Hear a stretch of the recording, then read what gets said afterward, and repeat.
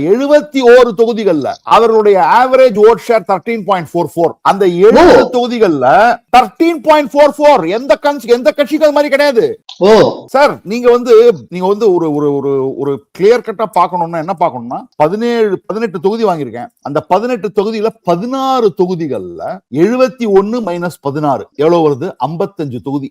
55 தொகுதியில உங்களுக்கு vote transfer நடக்கும். கரெக்ட். ஆனா இப்ப பாத்தீங்கன்னா பாமக வாங்கி இருக்கிற தொகுதி எல்லாம் அநேகமா எக்ஸலண்டா பெர்ஃபார்ம் பண்ணுவாங்க போல இருக்கு. இந்த இடத்துல அவங்களுடைய ஸ்ட்ரைக் ரேட் வந்து பாட்டாளி மக்கள் கட்சியுடைய ஸ்ட்ரைக் ரேட் 80% இருக்கும் போல இருக்கு. அதாவது பெஸ்ட் ஸ்ட்ரைக் ரேட் எவர்.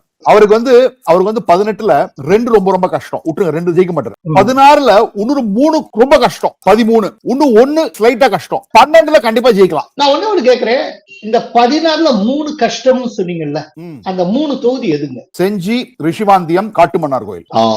ஓகே. ஸ்லைட்டா கஷ்டம்னு சொன்ன ஒரு தொகுதி போலூர்.